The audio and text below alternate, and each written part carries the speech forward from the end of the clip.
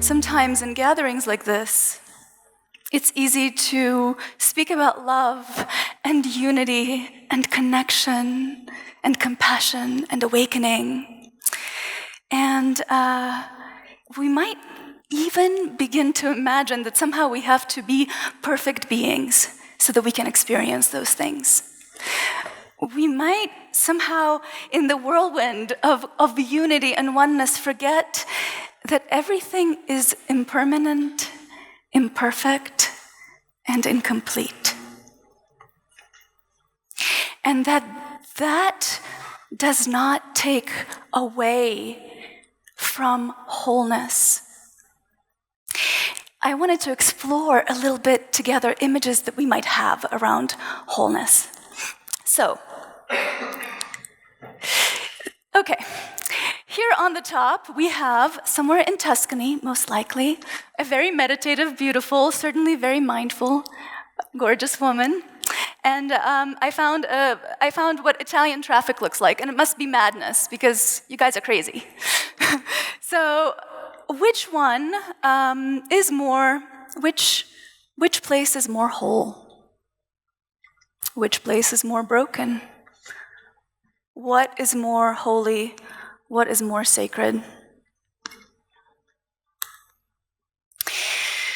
We have Matka Boska Częstochowska, the great black Madonna, on the right with her child, and we have a Brazilian mother with a child who seemingly has the Zika virus. And so, which one is more broken? Which one is more whole? Can the divine be subject to brokenness, to the Zika virus, to human suffering? Where I come from, in the land of the United States of America, we have been living somewhat of a crisis, where our president and his administration decided to begin separating children from parents of refugees trying to get into the United States. Gratefully, the policy has been canceled, but the trauma continues.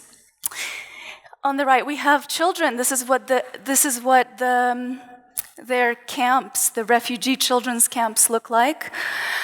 On the right, and we have Donald Trump's daughter, Ivanka, on their left. What is more broken? What is more sacred? Where is wholeness to be found?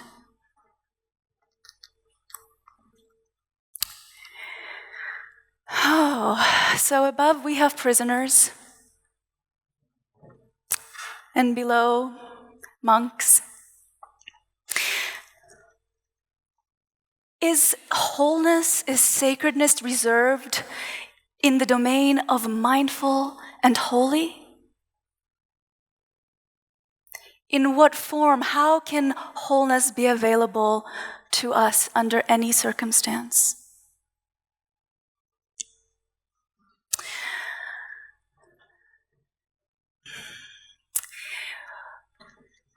Poet David Whyte. Oh, yes. So, what about here? What is more whole? What is more broken? What is sacred? What is profane? What is holy? What is mundane? What do we take in? What do we include? What do we send into exile? What do we reject? What within us becomes a refugee of our consciousness? Is there place for everything within our idea of wholeness? I always think of, since Trump's election, I really think, am I becoming a Trump? Right? What within me am I excluding? What am I unwilling to host? What am I unwilling to welcome? What am I unwilling to tolerate? In my case, it's a lot. Having quite a significant amount of trauma in these organisms makes holding certain kinds of feelings, like being in front of people, for example, and other things very challenging. But how can we meet all of these impossible, difficult, broken things? How can we yield away from our impulse to push away, to turn away, to send into internment camp? And I really love this image. I feel like her being behind me is just, this is what's happening inside, even if on the outside something might be a little bit more coherent. So David Whyte says, and I love that there is no path of a human life that can lead anywhere but heartbreak. Because, we all get into the spiritual life to improve ourselves, right? To fix ourselves. There's this great hope that if I sit with the right teacher, if I do the right practice, if I don't know, have a good karma, then I will be awakened and I will somehow find a way to save myself from this painful, devastating condition, from this fragmentation, from this confusion, from this brokenness. And we spend our lives running after wholeness. This morning, who spoke this morning? This is what happens to my mind. Peter said, we are all so tired of doing. We're all so tired of doing, and I think we're all so tired of running. Running from our imperfection, running from our brokenness, from our inconvenient, tender, vulnerable feelings. He says something else, David Whyte, which I love. He says, the only choice we have as we mature is to become generous citizens of loss. Generous citizens of loss. Nothing can save us. Nothing can save us from disappointment. Nothing can save us from disease, divorce, despair. Everything is starting with a D. Depression, but it's true. There is no hope for us. But that's not a hopeless condition. In that I find hope. Because when we can meet that, a kind of a tenderness arises. A kind of a tenderness arises. And a kind of a solidarity arises. What's in me is what's in you. I can meet your brokenness. Together, we can be a refuge. Together, we can be a refuge.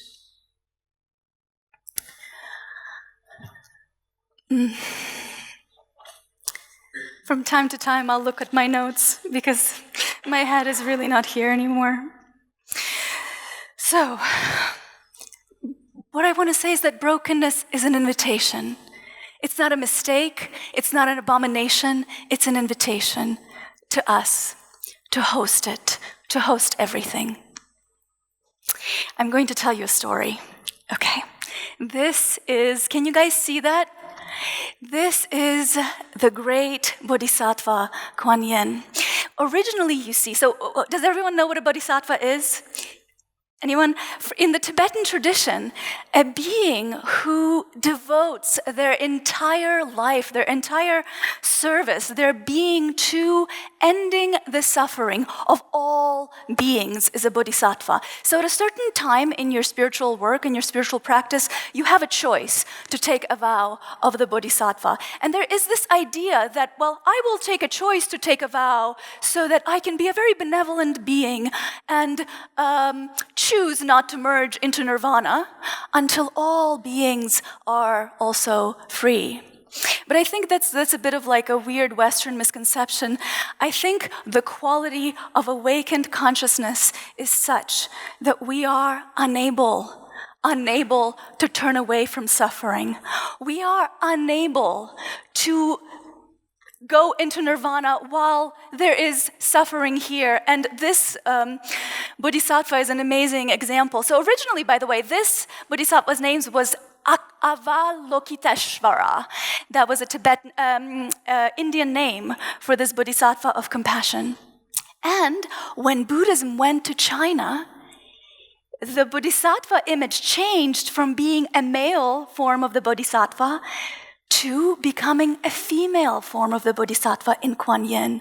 It was like the people needed their mother, you know? And so we have almost a transgender divinity here, which I really love. And so Kuan Yin, and I'll speak about her as Kuan Yin, has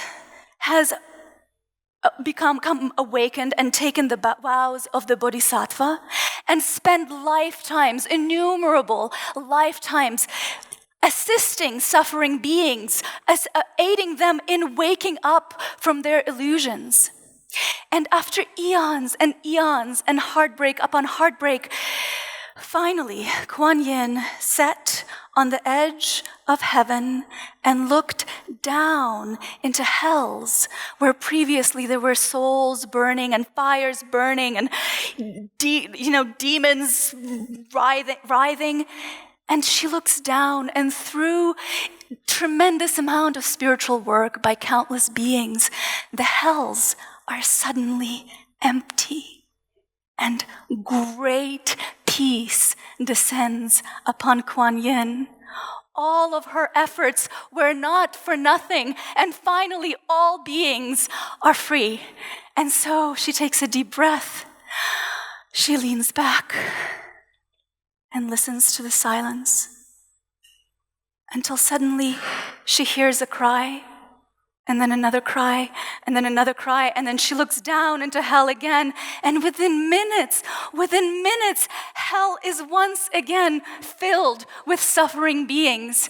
And from her absolute heartbreak, her heart shatters, and her head shatters from the impossibility of this task into 11 pieces, and her arms shatter because she is also hopeless now into 1,000 arms, and on every arm there is an eye. It is as if life was, in her shattering, giving her the tools that she needs from her heartbreak to assist other beings. And so she continues. She continues eon after eon, liberating without ceasing, without rest, all beings. So, and Kuan Yin means one who hears, one who perceives the cries of all beings. This is a beautiful, slowly popular in the West, goddess called Akhilandeshvari. And Akhila actually means complete or total. She's a supreme goddess. But somehow, this supreme, holy, infinitely whole goddess got a nickname, the never not broken one. So, curious, right? How would this, and why would this perfectly total, the perfect totality goddess, suddenly be the never not broken one? There's almost a sense in which the kind of wholeness we're looking for, the kind of totality we're looking for, has to include brokenness. It can't be the opposite of brokenness. It has to be something that hosts brokenness unconditionally. She is her Shakti is brokenness. Her power is brokenness. She stands in the river. She's a river goddess, and the river is always moving. So she's intimate with change. She's very familiar with the groundless nature of reality. And she's riding an alligator, a crocodile, which I think is really amazing because it's like fear, and she gets to ride the fear. It's not an enemy. It's something that she has a very clearly intimate relationship with.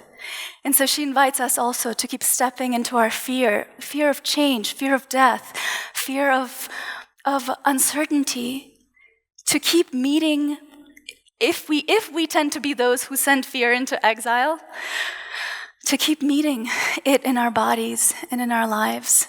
And there's almost this sense that it's in being totally broken that she meets the unruined, that she is the unruined, that we too can meet the unruined within us. There is, Walt Whitman once wrote a beautiful poem. I could try it by heart, but I think I don't want to destroy it. It's an ode to death. He says, and I feel like that's Aquila's invitation, dark mother, always gliding near with soft feet, have none chanted for you a chant of fullest welcome? Then I chant it for you. I glorify you above all.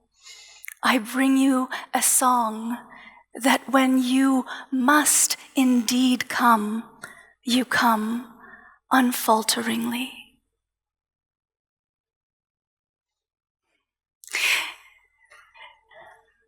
So I love that. So I tried to do a combination of images. I don't even know if you can see it, but we're going to shift into a Jewish universe, which is a little bit my universe. And I have to tell you that almost the entire Jewish theology is built around brokenness. I mean, we have everything. We have like exile from Eden, and then we have the broken tablets of Moses, when, Moses goes up to see God and comes down, and Jews are worshiping the golden calf, and he's really upset, and he shatters the tablets. What I didn't know until very recently is that according to tradition, the broken tablets was what was in the Ark of the Covenant. So somehow, in their brokenness, these tablets became the most holy object of veneration and of presence. There is the broken temple, the first time, the second time. There is constant exile from one country and the next, and the Holocaust. So really, the Jewish universe is filled with brokenness. One of my favorite sayings is from Rabbi Menachem Mendel of Kotsk, and he says, nothing is as whole as a broken heart. My favorite story of brokenness in the Jewish tradition, though, has to do with how God creates the world. And what happens in creation, according to the Kabbalistic tradition, is that God creates the world the first time with a lot of eagerness and a lot of excitement, and tries to pour in God's light into these vessels, these powers through which God then creates the world. This is the tree of life. This is how Jews conceived of it. And because of God's power and excitement, the vessels can't contain divine immanence. These vessels can't contain God, and they shatter. So the first creation, the first emanation of the divine, if you will, shatters. And then God creates the second world, the second emanation, our world. And the Jews hold it normally as a great cosmic calamity, a great cosmic catastrophe.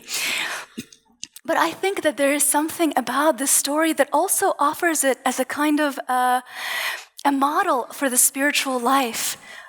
That shattering was also in the image, in the nature of the divine.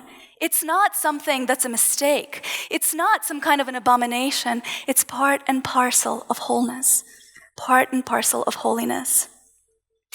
So, and what's really interesting is that the purpose of life, according to the Kabbalists, is that each soul comes here to take a particular shard of this first broken existence. It's kind of a soul imprint for each person, and in being in relationship with that shard, with that brokenness, that first part, that broken part of God can come back into relationship with God as well. So it's in being in relationship to our brokenness that tikkun, or healing, can happen. Okay, this is Pandan Lamo. She is a wrathful, a fierce protector of the Tibetan people, of the Tibetan government in exile. I learned about her from Robert Thurman, who was in an elevator with me once and said, "Oh, Vera, you know that the Dalai Lama has his own personal Kali?" I said, "Really?" So this is Sri Devi, Dalai Lama's personal Kali, and her story is really chilling. So in antiquity, it is said there was once a Tibetan queen before people of those lands became Buddhist. And her husband, the great king of those lands, really was fiercely against Buddhism and committed his life to destroying Buddhism in those lands.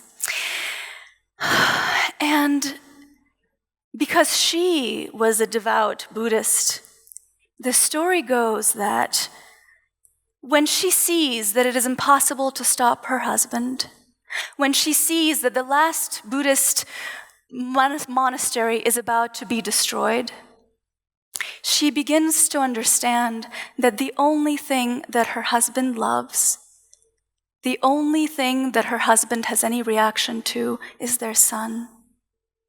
And after begging him and beseeching him to stop his bloody march against the Tibetan steppes, she understands what she must do.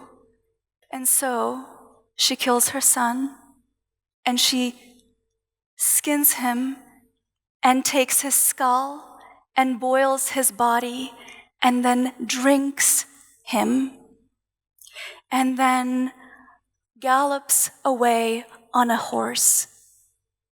When her husband sees this, he shoots an arrow into a horse, and in that place comes an eye. For in her despair, she spends millions, infinite lifetimes in various hells. And then, one day, she breaks out of hell. And she breaks out of hell with a bag of all the diseases and all the plagues. And devastated above ground as well, heartbroken above ground as well. She's roaming crematoriums and cemeteries.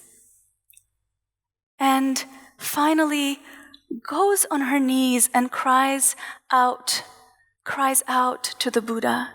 And the Buddha instantly appears and gives her forgiveness and says, "Would you consider becoming the great protectress of the Tibetan government, of the Tibetan people?" And so she becomes the great protectress of Tibetan people. It's interesting how in our Western mind, this seems like a very dissonant story, strange at least, very, very uncomfortable, probably for most of us.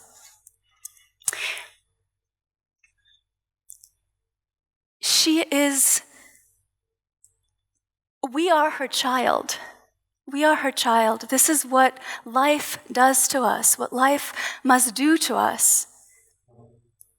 Completely cut us open, strip us of all of our certainties, boil our ego, our body, our hopes, our dreams, so that we realize that there's nothing to hold on to. We are her child, and in every tradition there are forms of the dark feminine that for me really embody the aspect of the spiritual life that really takes us into union, that truly initiates us and matures the soul. For me, this is what Palden Lamo is. She is the spiritual maturation of the soul. This is her in her wrathful form. I want to tell you that in their wrathful form, the Tibetan protectors carry, you see the bone ornaments? Those are our sins, our imperfections, our impurities. Rather than discarding them, they make them into ornaments. They decorate themselves with their imperfections. Nothing is excluded. Nothing is abandoned. Nothing is rejected. Everything is used. Everything is used. This is the same being in her benevolent form. It's the white Tara. And so the sacred, the profane, the holy, the mundane, the broken, the whole. How do we tell a difference? There is a Tibetan practice that's called chod, which means to cut through. It's a practice in its traditional form, practiced in very scary places, in cemeteries and haunted places. The idea being that if you do this practice, you have to be terrified. This isn't for the faint of heart. You have to go somewhere which truly scares you. And the idea is that you invoke the ghosts and demons and wrathful beings of which you might be afraid. And then you become the sacrifice. You offer yourself up in body, soul, heart, being. All of your energies are offered up as amrita, as food for all beings without exception.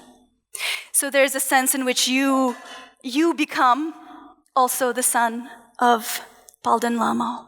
She makes a stew of us. And in that form, we are offered up to all beings, including demons. And the idea in Chod is that if you feed the demons, if you meet your demons with such radical hospitality as to offer everything that you have to them, they stop being demons.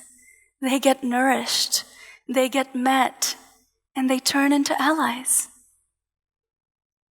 They turn into energies that can begin assisting us. But first, they will have to have all of us.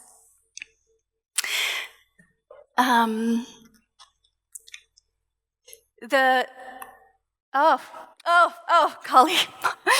So, this actually happened. This was projected onto the Empire State Building in 2015 as part of a documentary film about extinction. And Kali Ma took New York and then America, and I feel that the dark feminine aspect of reality is rising now. This fierce feminine aspect is emerging in all of the spiritual traditions. And so, as you beautifully introduced, let me tell you very quickly the story of Kali. So, demons are taking over the world. It's apocalyptic times. And no gods could conquer the demons. However, the great power that was able to conquer the demons is the Devi, is the feminine. And so Durga rides in on her lion, on her Shakti, and fiercely and valiantly fights the demons until it becomes evident that with every blood of the demons, more demons emerge. And so it begins to be evident that the demons might win. And then suddenly, from within Durga, from her third eye, a deeper aspect of the feminine emerges, and that's the dark feminine, that's Kali. And she is thirsty, and she is fierce, and she is beyond conquer. And she, in her wrath and in her love, and in her sacred fury, she conquers the demons and saves the world. I believe that that's the energy within us that we're called upon today as well. that there is an aspect of our being, the same aspect of our being which matures the soul, which disappoints us, which takes away our dreams and makes us more intimate with reality, that is kind of emerging everywhere in the world. It's emerging in our climate crisis. It's emerging in our political situations. I think it's emerging also in our social justice movements. So when we look in the social justice world, we have Standing Rock, which was started by an indigenous mother whose son's grave was bulldozed over by the oil company. We have Black Lives Matter, started by 3 women of color, 3 African-American women, in response to the tragic killing of an African-American boy. And which continues. We lose people of color all the time in our country, at least. Me Too movement, which also kind of came and swept the world, was also started by a woman of color. And so there's this sense in which, you see, Kali always comes from the periphery. The condition of truth is to let suffering speak. The condition of truth is to let suffering speak, Cornel West tells us. And it's only from the periphery that truth can emerge, because suffering is usually excluded. It is usually in exile. It is usually already on the periphery. And so the voices, the Kali comes from the periphery to inform the center about what the center isn't unable to hear. So my hope and my invitation is that we keep letting suffering speak. That we keep letting suffering speak in our own lives, in our own bodies, in our own psyche, that we don't send anything into exile, and that we keep listening to each other's suffering, making contact with it, and growing and healing together. We're one body, we're one heart, and we're not free until we're all free. Thank you.